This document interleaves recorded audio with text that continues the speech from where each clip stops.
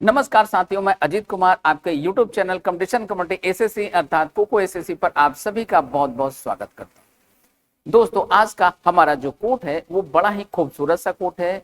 ये हम सबों के लिए लाइफ में एक नए लेसन को प्रोवाइड करता है, अर्थात हम सबों को इस कोट से प्रभावित होकर इससे सीख करके अपने अपने जीवन में इसको इम्प्लीमेंट करने की जरूरत है। आइए देखते हैं आज का हमारा कोट क्या है। Never let the fear of striking out, once again, never let the fear of striking out stop you from playing the game। आसान से शब्दों में यदि इसका मीनिंग हम लोग समझने का प्रयास करें तो दोस्तों देखिए, हम सबों के साथ होता है।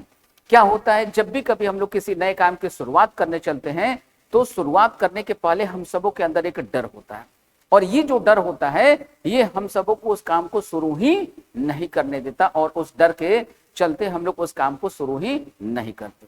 तो इस कोट में यही बताया गया है कि इस डर को अपने ऊपर इस कदर हावी न होने दें ताकि आप किसी काम की शुरुआत ही न कर सकें।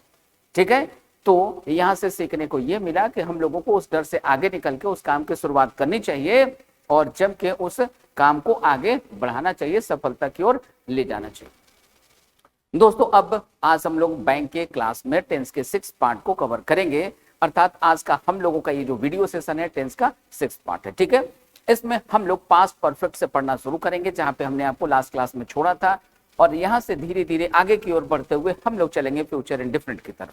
ठीक है, चलिए तो फटाफट हम लोग आज के इस सेशन को आगे बढ़ाते हैं और देखते हैं क्या कुछ हम लोगों को पढ़ना है। तो सबसे पहले, जैसा कि ये स्ट्रक्चर हम लोग पढ़ते आ रहे हैं, प्रत्येक टेंस के अपने अपने स्ट्रक्चर होते हैं और प्रत्येक टेंस के 6 स्ट्रक्चर होते हैं। Every tense has 6 structures.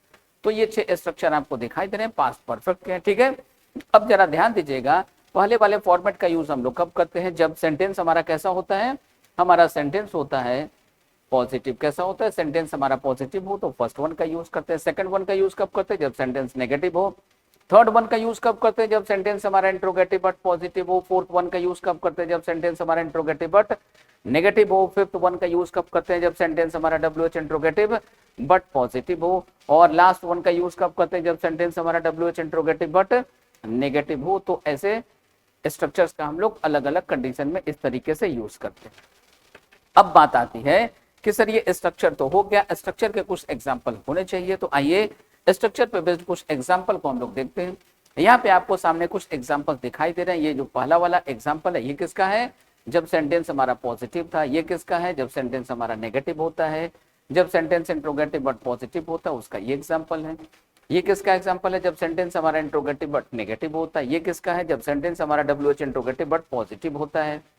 WH interrogative but positive होता है। लास्ट वन किसका एग्जांपल है, जब सेंटेंस हमारा WH इंट्रोगेटिव बट नेगेटिव होता है, तो उसका ये लास्ट वाला एग्जांपल है। अब यहां से आगे चलेंगे और अब हम लोग ग्रामर के रूल को पढ़ना शुरू करेंगे। जैसा कि आप सभी ने देखा और जैसा कि आप सभी लोग बचपन से जानते हैं, पास्ट परफेक्ट का स्ट्रक्चर जो आप रट के याद कर चुके हैं वो क्या था, वो था हैड प्लस वर्ब का थर्ड फॉर्म। क्या था, हैड प्लस वर्ब का थर्ड फॉर्म, राइट। अब इसके बारे में भी हम आपको थोड़ा सा रिमाइंड करवाते हैं कैसे होता है भाई। तो आप याद कीजिए, आप सेंटेंस में यूज करते हैं रट करके, याद करके इस तरीके से, और इसको आपने याद कर रखा है पहले से, बचपन से ही आपके माइंडसेट में ये एस्टेब्लिश्ड है। अब जरा ध्यान दीजिएगा, हमने आपको जो टेंस पहचानना सिखाया था उस कॉन्सेप्ट के अकॉर्डिंग ये हेड क्या है, ये हेड है आपका वर्ब का सेकंड फॉर्म। कौन सा फॉर्म है, सेकंड फॉर्म। तो वर्ब के सेकंड फॉर्म को हम लोग क्या बोलते हैं, हम लोग इसका टेंस बताते हैं पास्ट। ठीक है, और अब देखिए यहाँ पे हैव फैमिली प्लस वर्ब का third form, have family plus verb के थर्ड फॉर्म के कारण इसका टेंस हम क्या कहते हैं, इसका टेंस हम कहते हैं परफेक्ट। क्या कहते हैं दोस्तों, इसी का टेंस हम कहते हैं परफेक्ट, राइट। बात समझ में आ गई। तो इस तरीके से आप चाहें तो बिना रट्टा मारे हुए भी, बिना रटे हुए भी चीजों को आसान तरीके से सीख सकते हैं। और ये सारी बातें हमने आपको पहले से बता रखी है टेंस पार्ट 1 में, टेंस पार्ट 3 में। ठीक है, तो यदि किन्हीं को इस तरीके से सीखना हो, जिनका छूट गया हो, जो इस वीडियो को शायद पहले बार देख रहे हो या जो बीच से टेंस के हमारे इस वीडियो सेशन को देख रहे हो, तो उनको थोड़ी सी ऐसी चीजों में दिक्कत जा सकती है। तो ऐसे बच्चे टेंस पार्ट 1 पार्ट 3 को जरूर से देखें। ठीक है, या इस पूरे टेंस के सीरीज को एक सीक्वेंस में देखते हुए आगे की ओर बढ़े तो आपको कहीं कोई दिक्कत नहीं होने पाएगी। ठीक है, चलिए अब यहां से आगे निकलते हैं और अब हम लोग बात करते हैं ग्रामर के कॉन्सेप्ट की। ग्रामर का क्या कॉन्सेप्ट है, जैसा कि हम सबों को ग्रामर के बुक में देखने को मिलता है, उसके अकॉर्डिंग आपको यहाँ पे सामने एक रूल दिखाई दे रहा है। क्या रूल है भाई, the past perfect tense refers to activities that happened before a specific time in the past. कहने का मतलब है पास्ट में किसी विशेष समय के पहले यदि कोई भी काम हो चुका था, कंप्लीट हो चुका था, उसे बताने के लिए हम लोग यूज करते हैं पास्ट परफेक्ट। ठीक है, ये सारे रूल आप बचपन से पढ़ते आ रहे हैं, लेकिन अब आपके किसी भी एग्जाम में इस तरीके के कोई क्वेश्चन आते नहीं हैं। ठीक है, तो अब आपके एग्जाम में जो क्वेश्चन पूछे जाते हैं उनको आप किस तरीके से डील करेंगे, कैसे पहचानेंगे कि एरर कहाँ पे पूछा जाता है, ग्रामर की गलती कहाँ पे डाली जाती है और आप कैसे उसको ठीक करेंगे। आइए हम लोग इनको समझना शुरू करते हैं। तो सबसे पहले जरा ध्यान दीजिएगा, आपके एग्जाम में दो तरीके से क्वेश्चन दिखाई पड़ते हैं। एक तो आफ्टर का यूज करके, आफ्टर के पहले एक सेंटेंस गिवन होगा, आफ्टर के बाद में एक सेंटेंस गिवन होगा, या आफ्टर के बाद ही दो सेंटेंसेस आपको गिवन रहेंगे। आफ्टर के बाद ही इस तरीके से दो सेंटेंसेस आपको गिवन हो सकते हैं, या फिर इसी तरीके से आप देखेंगे कि आपको बीच में बिफोर लिखा हुआ दिखाई पड़ेगा, बिफोर के पहले एक सेंटेंस होगा, बिफोर के बाद में एक सेंटेंस होगा, या फिर दोनों ही सेंटेंसेस बिफोर के बाद लिखे हुए आपको दिखाई पड़ सकते हैं इस तरीके से।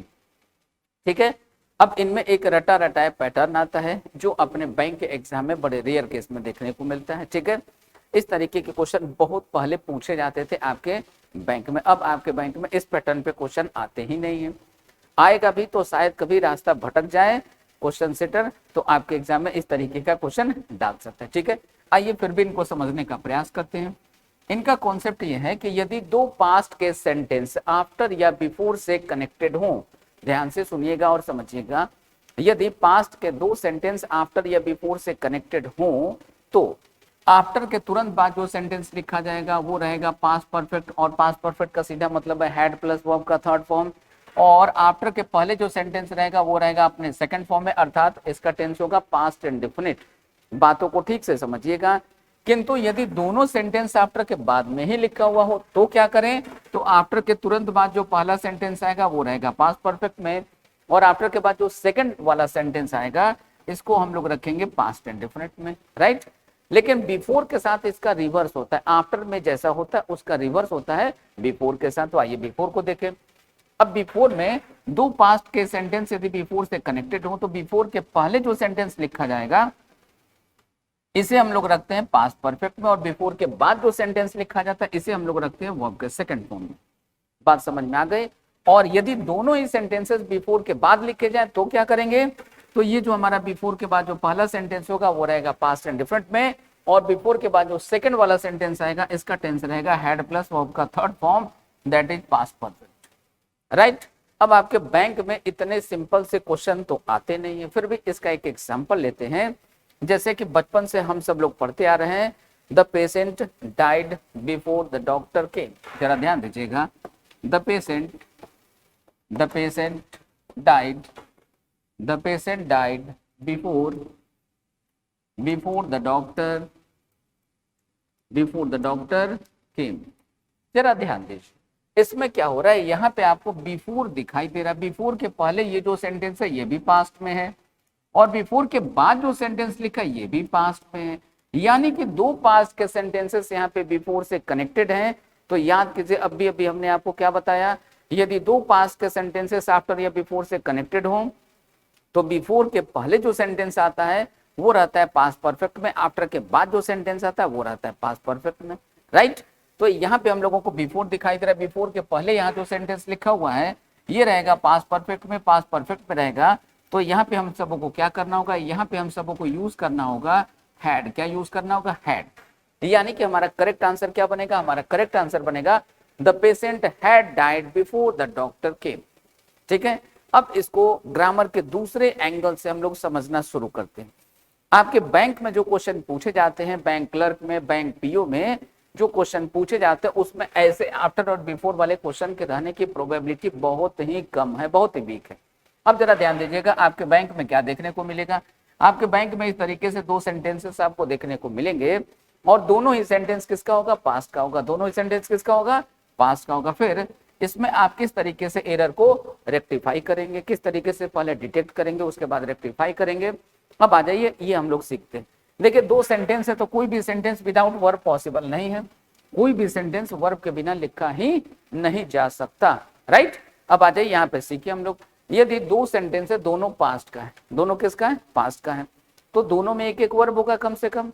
कम से कम एक एक वर्ब होंगे दोनों में, और दोनों ही वर्ब किसके हैं, पास्ट के बारे में है।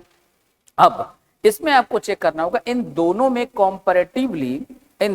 कॉम्पैरेटिवली जो भी काम पहले कंप्लीट हो चुका होगा, वो चाहे लेफ्ट में लिखा हो या राइट में लिखा हो, ठीक है, वो चाहे लेफ्ट में लिखा हो या राइट में लिखा हो, जो काम पहले कंप्लीट हो चुका है कॉम्पैरेटिवली, उसको हम रखते हैं हमेशा और हमेशा पास्ट परफेक्ट में। किस में रखेंगे, हमेशा और हमेशा रखेंगे उसको हम पास्ट परफेक्ट में, राइट। और जो काम कॉम्पैरेटिवली बाद में हुआ होगा, फिर से एक बार फिर से इसको रिपीट कर देते हैं। देखिए दो वर्ब हैं, दोनों वर्ब पास्ट के, यानी कि दो काम हुआ है, दोनों काम कब हुआ है, पास्ट में, यानी कि पहले ही दोनों काम कंप्लीट हो चुका है। अब दोनों में कॉम्पैरेटिवली जो काम पहले हुआ है, कब हुआ है, जो काम पहले हुआ है उसको रखते हैं पास्ट परफेक्ट में, और दोनों में से जो काम कॉम्पैरेटिवली बाद में हुआ है उसे रखते हैं हम लोग पास्ट इंडिफरेंट में। जैसे इसी सेंटेंस में हम लोग इसको चेक करना शुरू करते हैं। देखिए ये पेशेंट डाई कर गया, यानी पेशेंट की मौत हो गई, ठीक है, और ये डॉक्टर साहब आ गए। अब जरा ध्यान दीजिए, उसमें आफ्टर लगा हो या न लगा हो, बिफोर लगा हो या न लगा हो, हमें इससे कोई मतलब नहीं है। आफ्टर बिफोर लगा होगा तब भी यही आपका नीचे वाला रूल अप्लाई होगा, आफ्टर बिफोर का यूज नहीं किया गया होगा तब भी नीचे वाला रूल ही अप्लाइड होगा, ठीक है। यहीं पे चेक कर लेते हैं अपने बातों को। देखिए पेशेंट डाई कर गया, पेशेंट की मौत हो गई और डॉक्टर साहब आ गए। अब ये बताओ पहले कौन सा काम हुआ, दोनों काम पहले ही हो चुका है, ठीक है, लेकिन दोनों में कॉम्पैरेटिवली कौन सा काम पहले हुआ है, तो दोनों में से जो काम पहले कॉम्पैरेटिवली हो चुका होगा उसे हम लोग रखते हैं पास्ट परफेक्ट में। तो पेशेंट की जो मौत है ये डॉक्टर के आने के पहले हो चुकी है, इसलिए इस वाले वाक्य को हम लोग रखेंगे पास्ट परफेक्ट में। और पास्ट परफेक्ट का सीधा मतलब है हैड प्लस वर्ब का थर्ड फॉर्म। दोनों में से कॉम्पैरेटिवली कौन सा काम बाद में हुआ था, तो डॉक्टर के आने का जो काम था, ये जो वर्क था, ये कॉम्पैरेटिवली आपका बाद में कंप्लीट हुआ था। तो इस वर्क को हम लोग कहाँ रखेंगे, इस वर्क को हम लोग रखेंगे कॉम्पैरेटिवली बाद में हुआ है, इसलिए रखेंगे इसको पास्ट एंड डिफरेंट में, राइट। बात समझ में आ गई। तो देखिए यहाँ पे ये केम क्या है, वर्ब का सेकंड फॉर्म है, अर्थात ये पास्ट एंड डिफरेंट में, राइट। यही बातें आपको सभी जगहों पे लागू होती हुई दिखाई देगी, सभी जगहों पे अप्लाई होती हुई दिखाई पड़ेगी। अब सीधी बात करते हैं कि इसको अप्लाई हम लोग कैसे करें, तो इसको अप्लाई करना हम लोग यहाँ से शुरू करते हैं। अब आ जाइए यहाँ पे देखिए हम लोग, it was clear from the way, ये क्लियर था, स्पष्ट था उस तरीके से, ठीक है। दे वर बिहेविंग, जिस तरीके से वो लोग बिहेव कर रहे थे, इससे ये बात बिल्कुल स्पष्ट हो चुका था that they had been lost their senses, कि वो लोग अपना जो सेंस है, आपा है, वो खो चुके हैं, ठीक है। अब जरा ध्यान दीजिए, दे हैड बिन, यहाँ पे देखिए आपको क्या दिखाई दे रहा है, बिन दिखाई दे रहा है, बिन के बाद ये क्या दिखाई दे रहा है, लॉस्ट, ये है वर्ब का थर्ड फॉर्म। अब आप याद कीजिए दोस्तों, हमने आप सबको क्या बताया था, इज एम आर के साथ कहीं भी वर्ब का थर्ड फॉर्म आए तो पैसिव, ठीक है, और वॉज वर्ब के साथ वर्ब का थर्ड फॉर्म आए तो भी पैसिव। फिर हमने आपको बताया था बी हो, बिंग हो या बिन हो, इनके साथ कहीं भी वर्ब का थर्ड फॉर्म हो तो भी पैसिव। अब जरा देखिए, तो इन लोगों ने अपना आपा खो दिया है, कंट्रोल खो दिया है, ठीक है, मतलब ये खोने का काम इनके द्वारा खुद से हुआ है, न कि किसी और ने इनका आपा खोने में इनकी मदद की है, ठीक है। तो ये सेंटेंस रहना चाहिए एक्टिव में, न कि पैसिव में। क्यों, क्योंकि जब कोई काम किसी दूसरे के द्वारा किया जाता है तो ऐसे सेंस को एक्सप्रेस करने के लिए हम लोग यूज करते हैं पैसिव। क्या यूज करते हैं, पैसिव का यूज करते हैं। लेकिन यदि कोई काम खुद से होता है तो उसको बताने के लिए हम लोग क्या करते हैं, उसको बताने के लिए हम लोग यूज करते हैं एक्टिव, ठीक है। तो यहाँ पे हम लोगों को क्या करना चाहिए, इस बिन को सिंपली यहाँ से रिमूव कर दें तो ये हमारा सेंटेंस हो जाएगा एक्टिव, ठीक है। जैसे ही सेंटेंस एक्टिव में हो जाएगा हमारा सेंटेंस करेक्ट हो जाएगा। तो ये गलती थी कहाँ पे, ये गलती थी हमारे पार्ट सी में। पार्ट सी में मतलब इस क्वेश्चन का आंसर हो जाएगा हमारा ऑप्शन नंबर सी, राइट। तो आशा करते हैं कि ये वाला क्वेश्चन का जो कॉन्सेप्ट था आपको समझ में आया होगा, और इसी तरीके से आगे सभी क्वेश्चंस को हम लोग सॉल्व करेंगे। यहाँ पे देखिए, ही सेंट मी 20 इनवाइट्स, उसने मुझे 20 बार इनवाइट किया भाई, ठीक है, 20 इन्विटेशन दिया। इन द लास्ट 6 मंथ, पिछले 6 महीनों में 20 बार इनवाइट किया, ठीक है।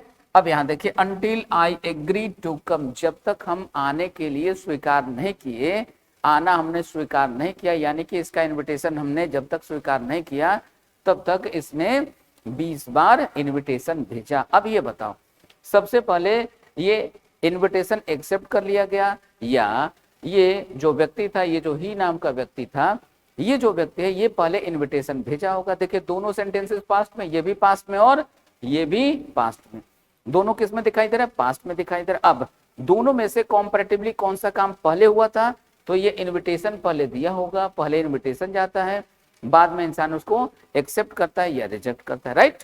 तो सबसे पहले इनविटेशन देने का काम हुआ होगा, तो इनविटेशन देने का काम कॉम्पैरेटिवली पहले हुआ है पास्ट में, तो ये वाला जो सेंटेंस है ये लिखा जाएगा पास्ट परफेक्ट में। अब आ जाइए ऑप्शन ढूंढ लीजिए, कौन से पार्ट में एरर था आपका, तो सेंट वाले पार्ट में एरर था। सेंट वाला कहाँ लिखा है, ये लिखा है ऑप्शन नंबर ए में। तो इस क्वेश्चन का करेक्ट आंसर हमारा बनेगा ऑप्शन नंबर ए, राइट। चलिए आगे बढ़ते हैं, अगले क्वेश्चन को देखते हैं। अगला क्वेश्चन देखिए क्या है, we met him immediately after. देखिए यहाँ पे आपको आफ्टर दिखाई दे दिया। अब यदि आपको आफ्टर का रूल याद हो या अच्छा लगता हो आफ्टर बिफोर का रूल यूज करना, तो आप इसको चेक कर लीजिए। ये देखिए मेट कहाँ है, पास्ट में। आफ्टर के बाद देखिए हैड बीन गिवन, ये भी कहाँ है, पास्ट में। अब जरा ध्यान दीजिए, हमने आपको क्या बताया था, यदि दो पास्ट के सेंटेंसेस आफ्टर से कनेक्टेड हो तो आफ्टर के बाद जो सेंटेंस लिखेंगे वो सेंटेंस लिखा जाता है पास्ट परफेक्ट में। किस में लिखते हैं दोस्तों, पास्ट परफेक्ट में लिखते हैं। तो ये वाला जो पार्ट है ये फिर से देखिए, ये आपको बिन दिखाई दे रहा है और बिन के साथ ये क्या दिखाई दे रहा है, वर्ब का थर्ड फॉर्म, तो चला गया पैसिव में, जबकि ये होना चाहिए एक्टिव में। तो क्या करें, सिंपली यहाँ पे हम लोग बिन को रिमूव कर देंगे, हैड गिवन कर दे तो हमारा आंसर करेक्ट हो जाएगा। आ जाइए ऑप्शन चेक कर लीजिए, तो हैड गिवन कहाँ पे लिखा है, यहाँ पे लिखा है, दैट इज इस क्वेश्चन का करेक्ट आंसर था हमारा ऑप्शन नंबर डी, राइट। आगे बढ़ते हैं, अब देखते हैं अगला क्वेश्चन क्या है। देखिए अगला क्वेश्चन क्या है, बिफोर आई मेट। देखिए यहाँ पे दोनों ही सेंटेंसेस पास्ट के दिखाई दे रहे हैं और दोनों ही सेंटेंसेस किसके बाद लिखे हैं, बिफोर के बाद लिखे हुए दिखाई दे रहे हैं। तो देखिए ध्यान से फिर से यहाँ पे ये मेट कहाँ चला गया, पास्ट में चला गया। और ये देखिए ये जो हैड प्लस वर्ब का थर्ड फॉर्म दिखाई दे रहा है, ये भी कहाँ दिखाई दे रहा है, ये भी आपको पास्ट में दिखाई दे रहा है। अब दो पास्ट के सेंटेंसेस एक साथ है, तो या तो आपको आफ्टर बिफोर का रूल याद हो तो उसको यूज कर लीजिए, नहीं याद हो तो आप चेक कर लीजिए दोनों में से कौन सा काम पास्ट में कंपैरेटिवली पहले कंप्लीट हुआ था। तो जो पहले कंप्लीट हुआ रहेगा उसको कहाँ रखते हैं, पास्ट परफेक्ट में, बाद वाले को रखते हैं पास्ट इंडिफरेंट में, राइट। आइए चेक करें। देखिए तो सबसे पहले रूल को लगाते हैं, बिफोर वाले रूल को। तो बिफोर के बाद जो पहला सेंटेंस आता है उसको कहाँ रखते हैं, उसको रखते हैं पास्ट इंडिफरेंट में, तो ये वर्ब का सेकंड फॉर्म है, ये पार्ट करेक्ट है।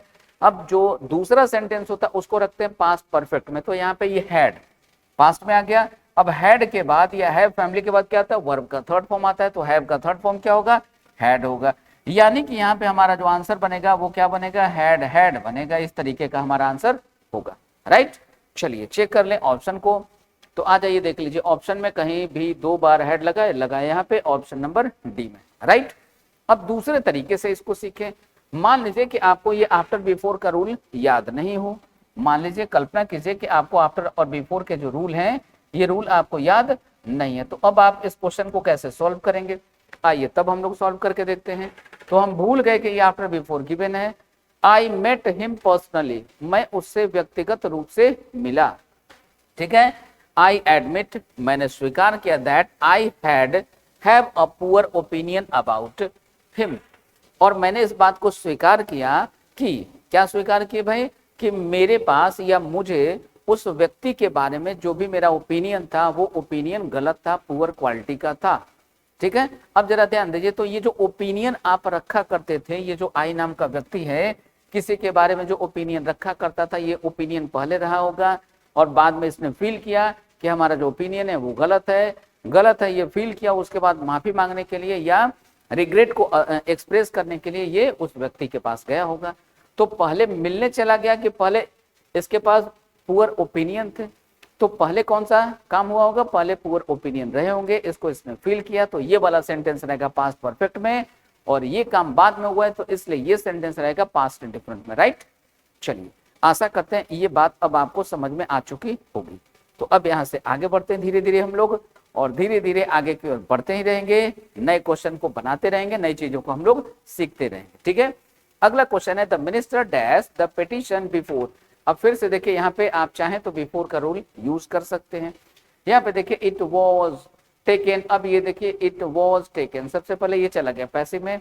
जरा ध्यान दीजिए, इज एमआर के साथ वर्ब का थर्ड फॉर्म तो पैसिव, वॉज वर्ब के साथ वर्ब का थर्ड फॉर्म तो पैसिव, या बी बिंग के साथ वर्ब का थर्ड फॉर्म तो पैसिव। तो ये देखिए वॉज के साथ आ गया वर्ब का थर्ड फॉर्म, चला गया पैसिव में, और इसका टेंस क्या है भाई, तो इसका टेंस है पास्ट इंडिफरेंट, ठीक है। तो बिफोर के बाद जो आता है वो पास्ट इंडिफरेंट, बिफोर के पहले जो आता है वो किस में रहता है, पास्ट परफेक्ट में।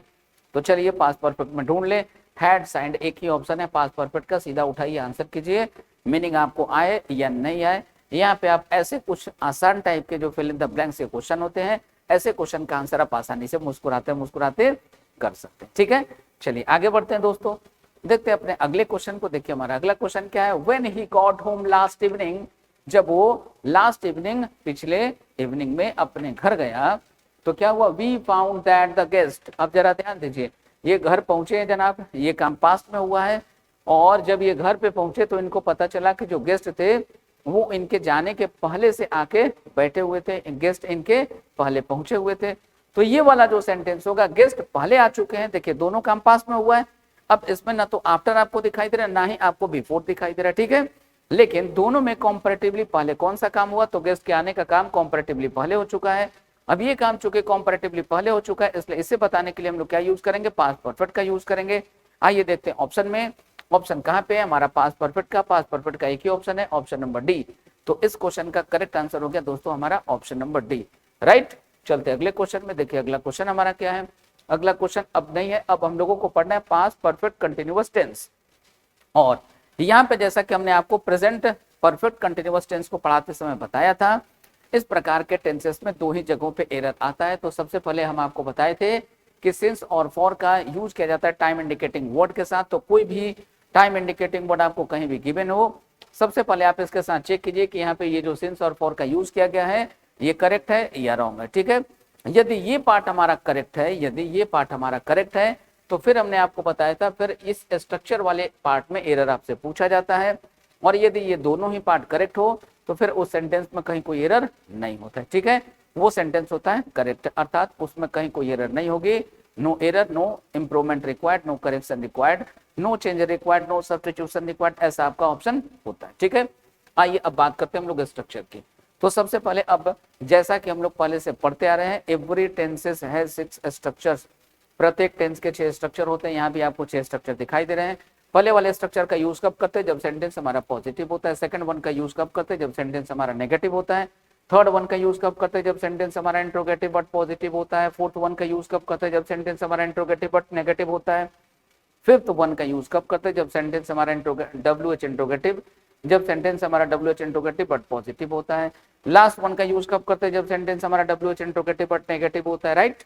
अब इनके कुछ एग्जांपल्स होने चाहिए, चलते हैं एग्जांपल में। ये रहा कुछ एग्जांपल आपके सामने। तो पहला वाला कैसा है भाई, पॉजिटिव है। दूसरा वाला कैसा है, नेगेटिव है। और इसी प्रकार से ग्रेजुअली ये सारे के सारे उसी 6 के 6 सीक्वेंस में यहाँ पे गिवन हैं। तो अब यहाँ से आगे निकलते हैं और अब हम लोग चलते हैं कुछ क्वेश्चन को बनाना शुरू करते हैं। देखते हैं क्या है कुछ क्वेश्चन में। When we had been walked along the road, a wild and ferocious dog hit him and knocked him down. जब ये जो ही नाम का जो व्यक्ति था, ठीक है, क्वेश्चन को ठीक से समझिएगा। ये जो ही नाम का व्यक्ति था, ये जो व्यक्ति है, इसने क्या किया भाई, जब ये रोड पे टहल रहा था, तो टहल रहा था, स्ट्रक्चर क्या होगा, had plus been plus verb की आईएनजी फॉर्म। तो यहाँ पे वॉक्ड की जगह क्या लिखना होगा, यहाँ पे हमें यूज करना होगा वर्ब का फोर्थ फॉर्म। ये वाला पार्ट कहाँ पे है, ये एरर का पार्ट गिवन है ऑप्शन नंबर बी में। तो इस क्वेश्चन का करेक्ट आंसर हो गया हमारा दोस्तों ऑप्शन नंबर बी। नेक्स्ट अगले क्वेश्चन की बात करते हैं। The team is practising. अब सबसे पहले देखिए इसमें कई जगहों पे error. For the match tomorrow, कल के मैच के लिए, टुमारो जो मैच होना था उस टीम के लिए टीम जो थी प्रैक्टिस कर रही थी, उस मैच के लिए टीम क्या कर रही थी, प्रैक्टिस कर रही थी। सबसे पहले यहाँ पे देखिए प्रैक्टिस में यहाँ पे सी नहीं होगा, एस होगा, ठीक है। PRAC, ये जो प्रैक्टिस लिखते हैं ना, PRACTICE जो आप लिखते हैं ये होता है नाउन, और इसके जगह आप SE जो लिखते हैं ये होता है वर्ब। तो यहाँ पे चूंकि हम लोगों को वर्ब की जरूरत है इसलिए हम लोग एस वाला यूज करेंगे। तो एक तो ये एरर हो गया। दूसरा यहाँ पे यूज होना चाहिए पास्ट परफेक्ट का, ठीक है। तो पास्ट परफेक्ट के लिए हम लोग यहाँ पे इस की जगह क्या यूज करेंगे, यहाँ पे यूज करेंगे had been practising, had been practising, ऐसा हम लोग यूज करेंगे। ये एरर कहाँ पे, ऑप्शन नंबर ए में। तो इस क्वेश्चन का करेक्ट आंसर हो गया हमारा ऑप्शन नंबर ए, राइट। आगे बढ़ते हैं, यहाँ से एक दो और क्वेश्चन को सॉल्व करते हैं, इसके बाद हम लोग चलेंगे फ्यूचर के डायरेक्शन में मूव करेंगे, ठीक है। चलिए यहाँ पे समझते थे, company was losing money for several years. ये देखिए जो कंपनी थी वो कई वर्षों से घाटे में चल रही थी, तो वॉज लूजिंग नहीं होगा, यहाँ पे क्या हो जाएगा, हैड बिन प्लस वर्ब का fourth form, had been plus verb का फोर्थ फॉर्म। तो ये वाला एरर कहाँ पे, ऑप्शन नंबर ए में। तो करेक्ट आंसर हो गया हमारा इस क्वेश्चन का ऑप्शन नंबर ए। नेक्स्ट अगले क्वेश्चन की बात करें, देखिए अगला क्वेश्चन क्या है, Hamid dash in Mumbai for 3 years। Hamid जो था मुंबई में रह रहा था 3 वर्षों से। When his parents came to visit, जब उसके पेरेंट आए थे, तो जब पेरेंट आए थे उसके पहले से ये रह रहा था, यानी कि पूरा का पूरा रेफरेंस चल रहा है पास्ट का, तो हम यहाँ पे यूज करेंगे पास्ट परफेक्ट कंटिन्यूअस। अब पास्ट परफेक्ट कंटिन्यूअस का एग्जांपल देखिए कौन सा ऑप्शन है, तो ये एक ही ऑप्शन है, ऑप्शन नंबर डी। नेक्स्ट अगले क्वेश्चन की बात करते हैं, देखिए हमारा अगला क्वेश्चन क्या है दोस्तों, तो अगला क्वेश्चन फिर से आपके सामने, by the time the fire fighters arrived, जब तक फायर फाइटर्स जो है पहुंचे, the blaze already destroyed half the building, तब तक क्या हुआ, आग जो थी, आग की लपटें जो थी आधी बिल्डिंग को जला चुके थे, नुकसान पहुंचा चुके थे।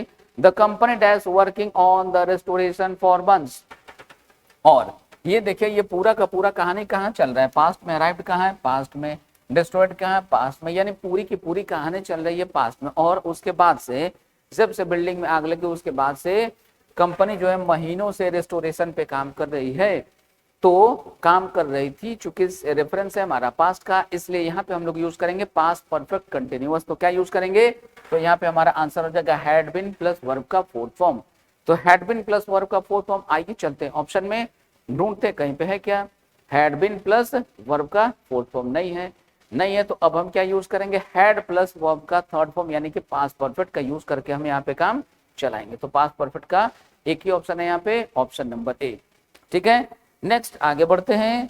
अब अगला एग्जांपल क्या है भाई, तो अगला क्वेश्चन फिर से ये रहा आपके सामने, the company has been experiencing financial difficulties for several months, कई महीनों से कंपनी में फाइनेंशियल डिफिकल्टी चल रही थी, यानी कि आर्थिक तंगी में कंपनी चल रही थी।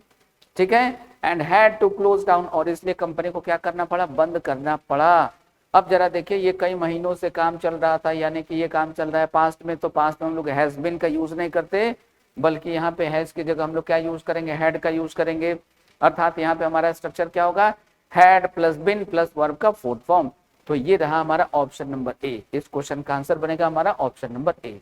नेक्स्ट बात करते हैं दोस्तों अगले क्वेश्चन की, देखिए अगला क्वेश्चन हमारा क्या है, अब अगला क्वेश्चन नहीं है, अब यहाँ पे हम लोगों को फिर से टेंसेस पढ़ने। अब टेंसेस में देखिए जैसा कि हम लोग प्रेजेंट और पास्ट में पढ़ते आए हैं, और जैसा कि हमने आपको पहले से बता रखा है, एवरी टेंस है, जैसे टेंस कितने होते हैं, 3 होते हैं, प्रेजेंट, पास्ट और फ्यूचर, और प्रत्येक टेंस के 4 टाइप्स होते हैं। ठीक है, अब देखिए in the same way future के भी 4 टाइप्स होते हैं, indefinite, continuous, perfect and perfect continuous.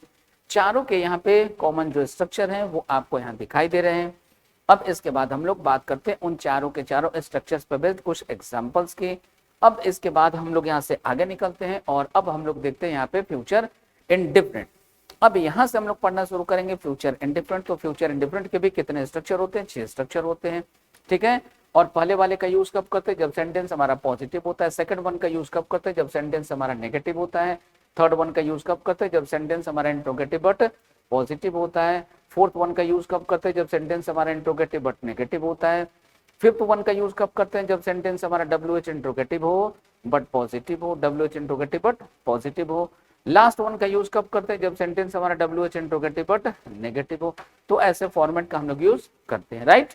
अब यहाँ से आगे बढ़ते हैं, ये उन सभी 6 स्ट्रक्चर्स पे बेस्ड 6 के 6 एग्जाम्पल्स हैं, जिसको आप देख सकते हैं, समझ सकते हैं। इसका यूज कब करते हैं, जब सेंटेंस पॉजिटिव हो। लास्ट वन का यूज कब करते हैं, जब सेंटेंस हमारा WH इंट्रोगेटिव बट नेगेटिव हो। तो ये उसी का एग्जाम्पल है, और इसी प्रकार से ये सभी के सभी सीक्वेंस में उसी के एग्जाम्पल्स हैं। ठीक है, चलिए आगे बढ़ते हैं। अब हम लोग बात करेंगे सीधा और सीधा क्वेश्चन बनाने की। अब यहाँ पे हम लोगों को एक बात पढ़नी, क्या बात पढ़नी है भाई, एक रूल पढ़ना है। क्या रूल पढ़ना है, अब रूल क्या है, ध्यान से दोस्तों समझिएगा, इसको ठीक से समझिएगा। देखिए रूल क्या है कि यदि 2 फ्यूचर के सेंटेंस आपको एक साथ दिखाई दे, 2 फ्यूचर के सेंटेंस यदि आपको एक साथ दिखाई दें, तो ये 2 सेंटेंसेस जो फ्यूचर के होंगे, ये 2 प्रकार से आपस में कनेक्टेड दिखाई पड़ सकते हैं। दोनों को कनेक्ट करने के लिए एक कनेक्टर का यूज किया गया हो सकता है, एक कनेक्टर का यूज किया जा सकता है, एक कंजक्शन का यूज किया जा सकता है।